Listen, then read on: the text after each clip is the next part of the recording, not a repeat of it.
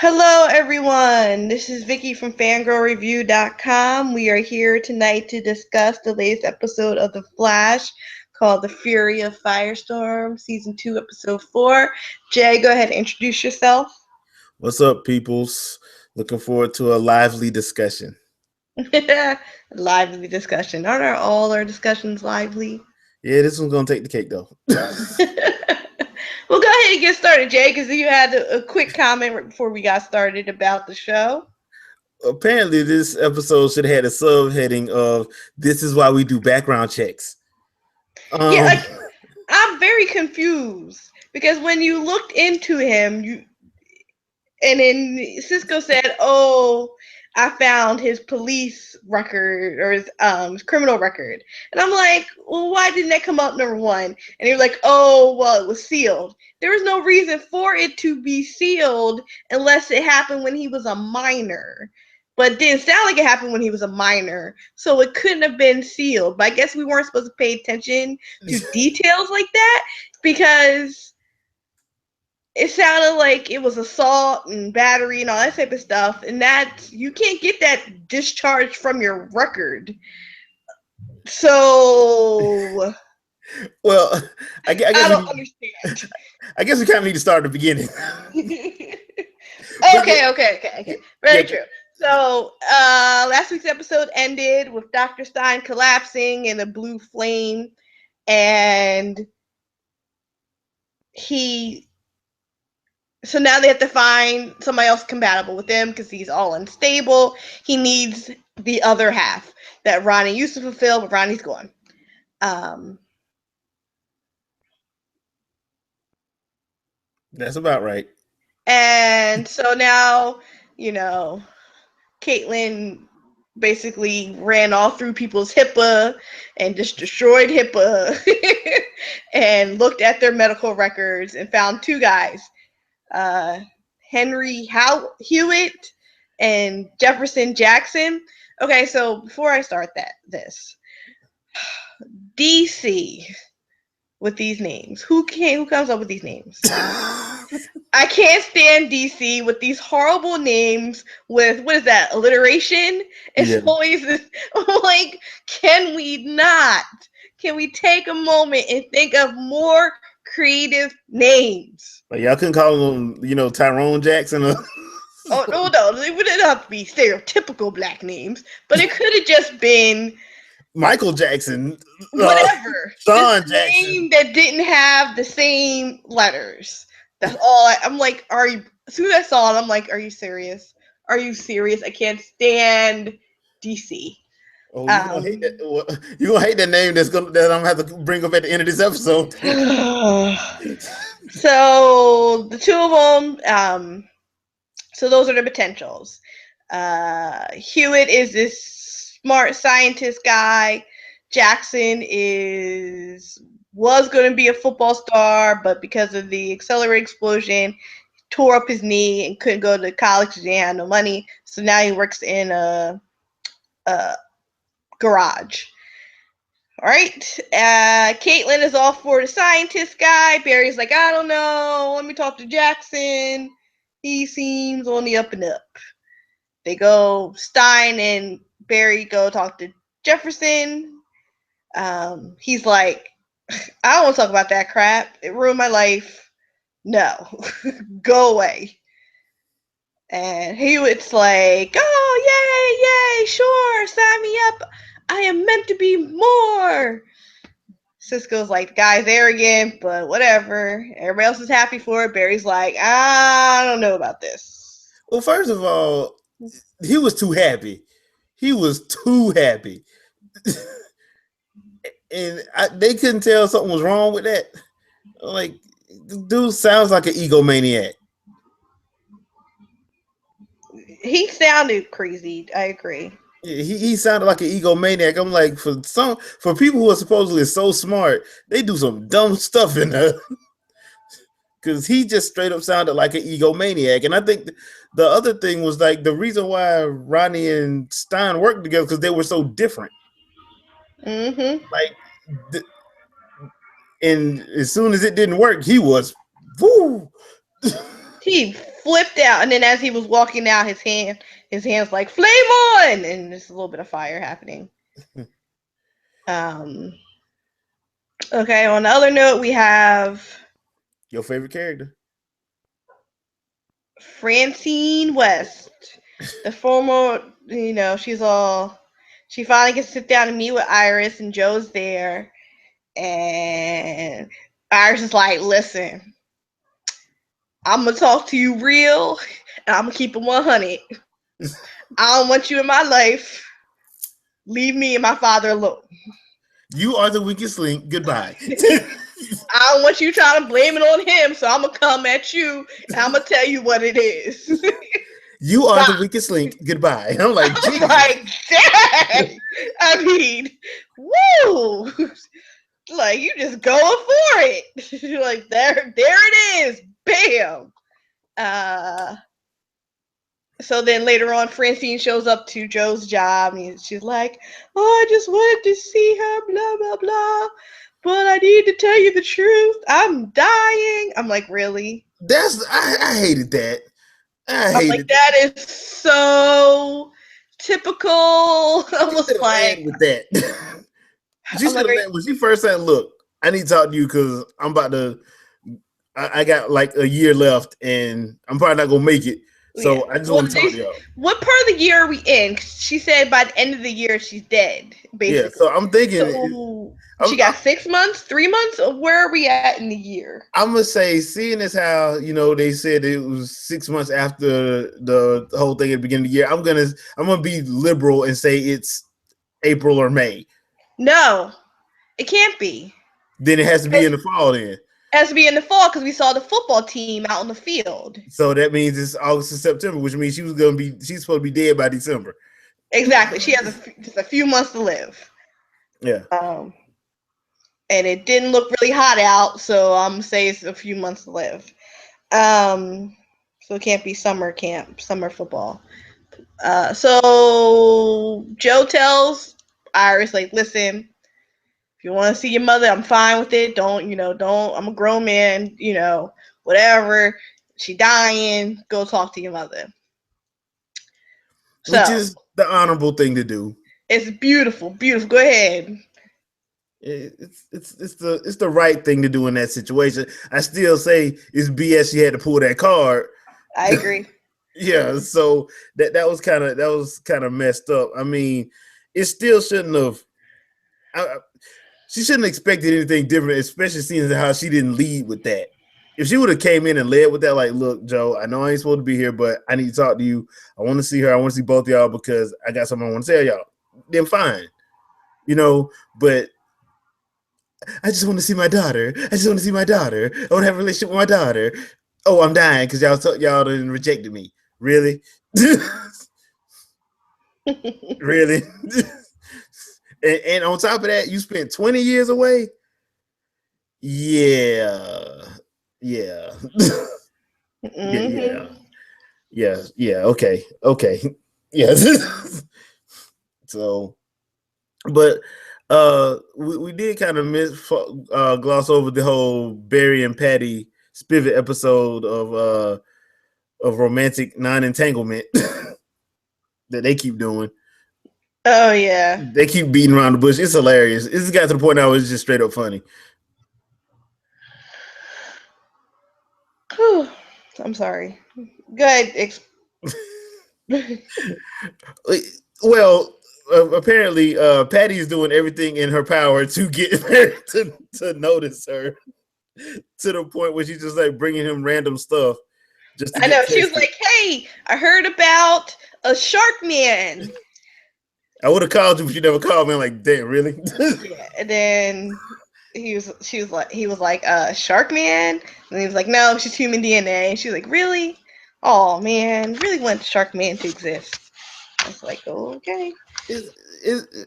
Yeah, her as the thirst turns, like apparently. Listen, she's just trying to holler. I'm like, geez, dude, how much more blatant does she need to be?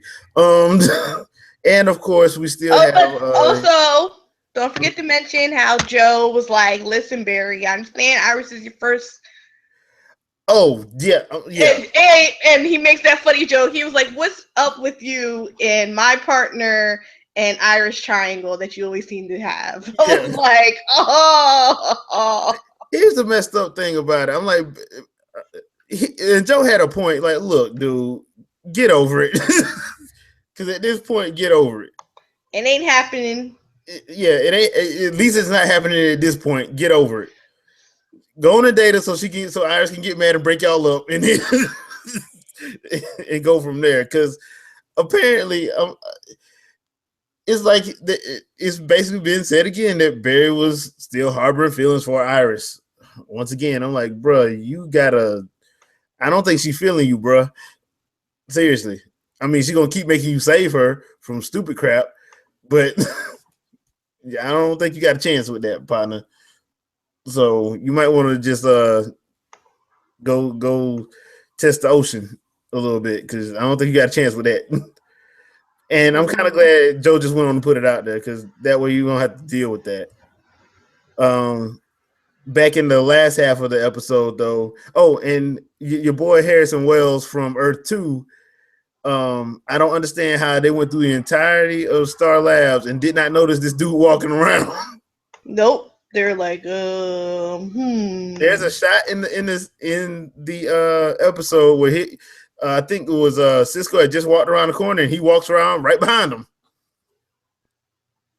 Like he's just walking through Star Labs. He like it's nothing. Yeah, he walks into Mercury Labs and steals something and looks at the lady and keeps walking.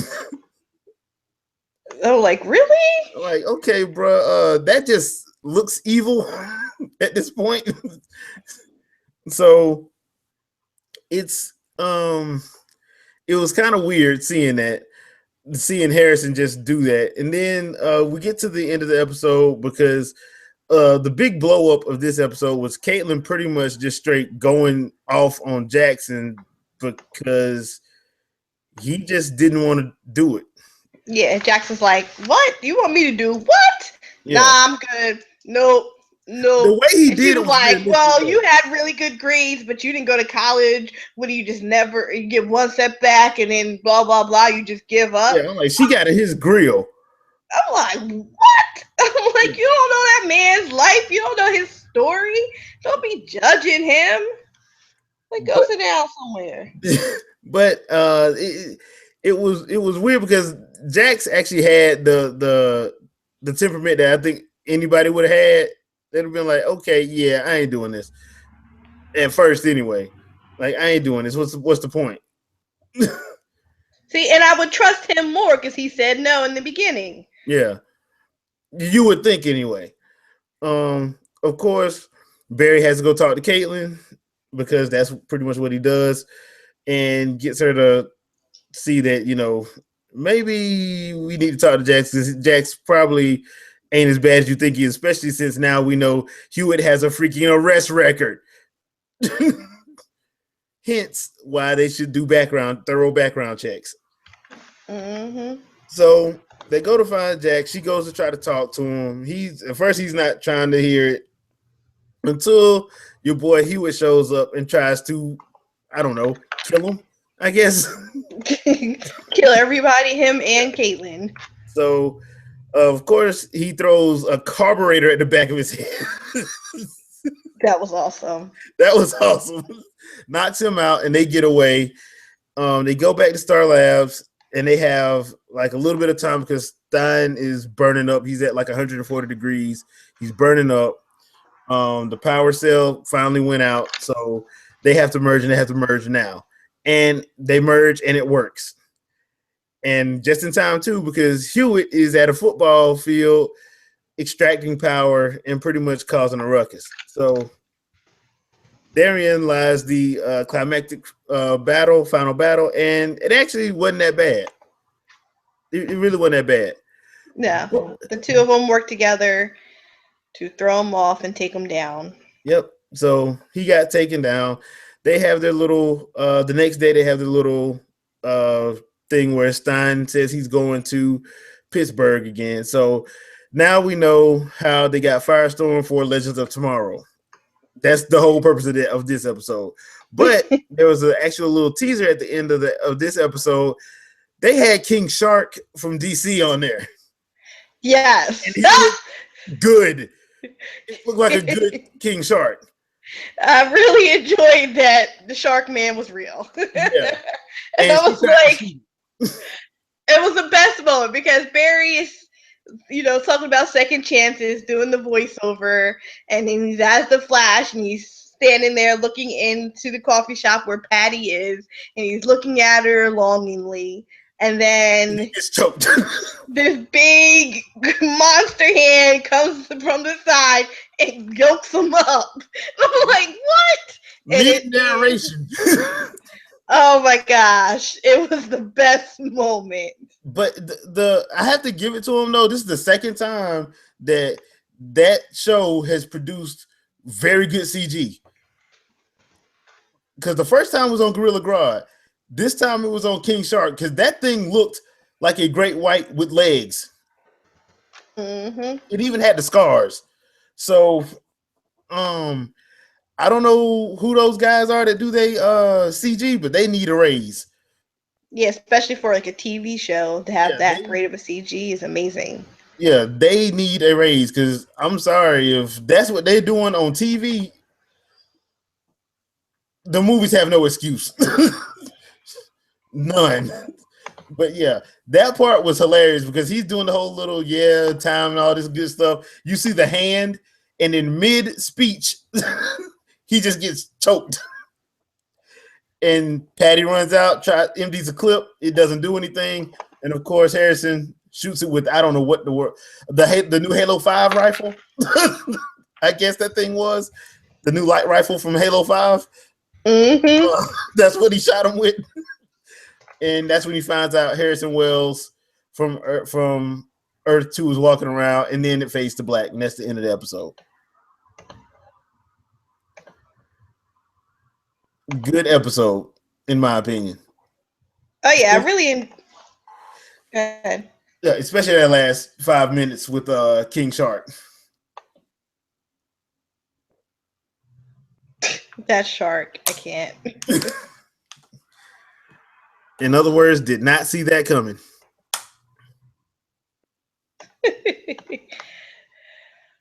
That was a good moment, though.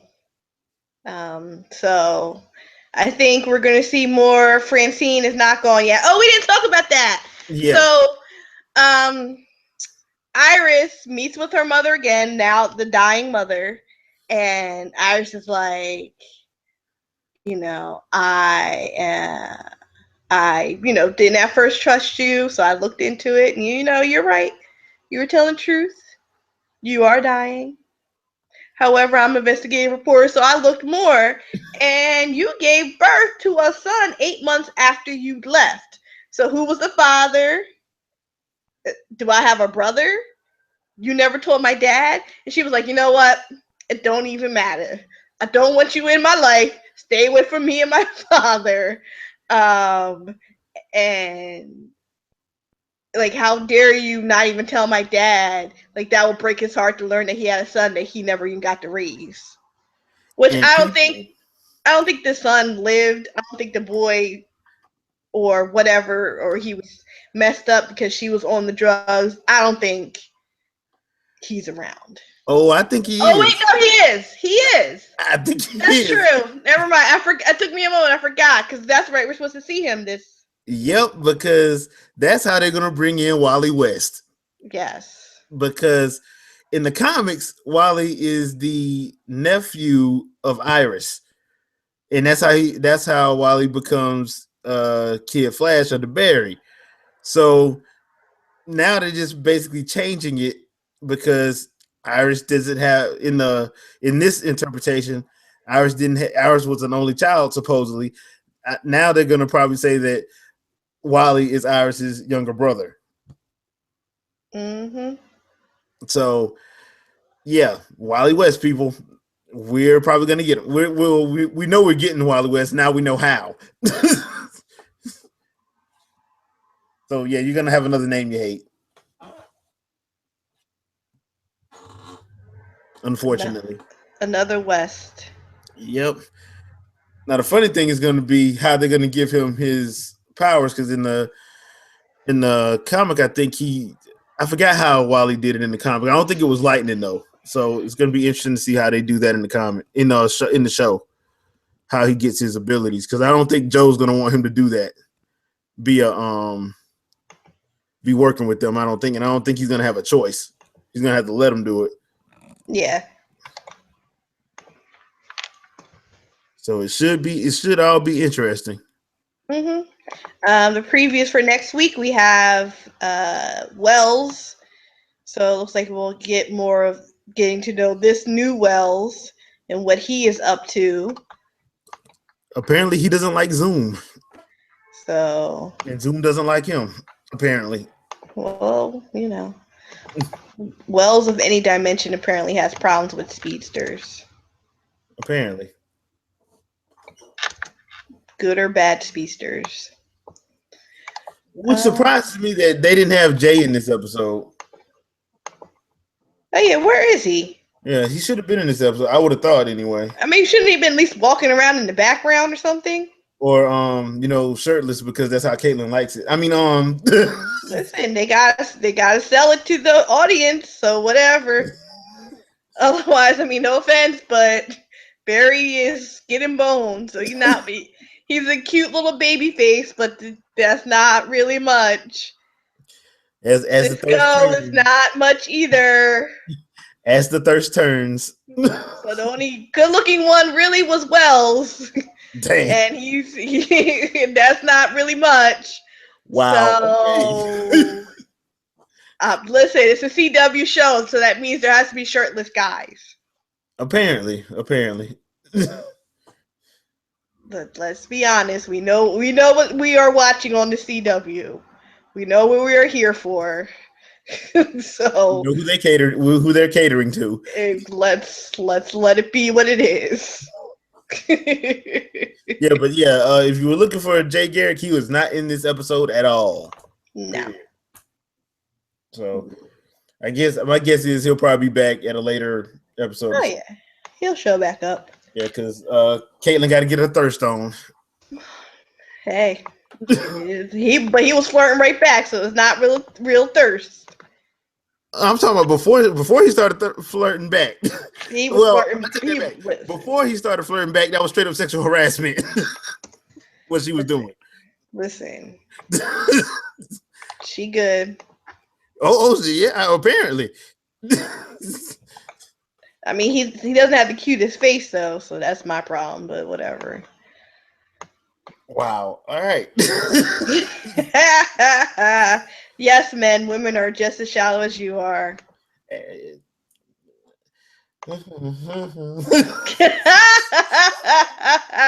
Jay's choosing to no comment that one. Oh, look, a quarter. Whatever, Jay. Just saying. I mean, I'm trying to stay out of this conversation, this side of the conversation. Whatever. Any other final thoughts or anything?